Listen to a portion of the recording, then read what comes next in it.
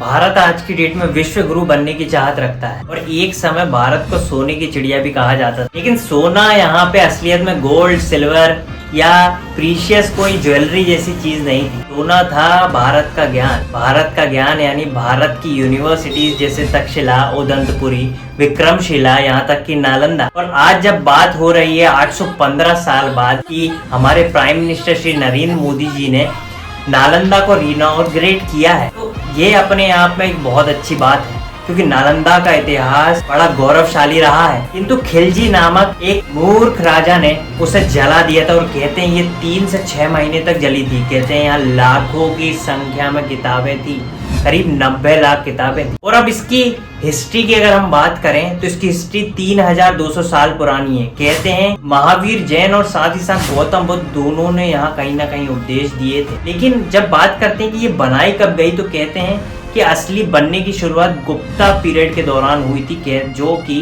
भारत का गोल्डन काल भी माना जाता है। यहाँ के अलग अलग राजा जैसे कुमार गुप्त ने अपनी अपनी क्षमताओं के अनुसार इसमें जो है डेवलपमेंट में अपना योगदान दिया। इसके बाद आए थे हर्षवर्धन, जिन्होंने कई मंदिर और स्तूप बनवाए थे। और उसके बाद थे पाल डायनेस्टी, उसने भी इसका रखरखाव पूरी बड़ी अच्छी तरीके से किया। लेकिन यहाँ बात करें कि आखिर फंड्स कहाँ से आते थे, तो फंड्स जो है यहाँ करीब 100 गांव अलॉट कर दिए जाते और गांव दर गांव करीब लोगों के कंट्रीब्यूशन से इस यूनिवर्सिटी को चलाया जाता। अब यहाँ की बात करें तो पढ़ाई तो आप माने कि ये इतना बड़ा केंद्र रहा है कि लोग यहाँ मेडिटेशन, एस्ट्रोनॉमी, मेडिसिन से लेके हजारों सब्जेक्ट सीखने आते थे। और यहाँ पे 3 लेवल का एंट्रेंस एग्जाम होता था। कहते हैं उस समय का ये IIT, JEE, UPSC से भी टफ माना जाता था। और तो और इसमें यहाँ करीब 90 लाख किताबें हुआ करती थी, जो धर्मगंज नामक एक लाइब्रेरी में रखी हुई थी। यहाँ 8 बड़े बड़े हॉल हुआ करते थे, 10,000 छात्र पढ़ते थे, जहाँ 1,500 से ज्यादा अध्यापक इनका अध्ययन करवाते थे। तो कहते हैं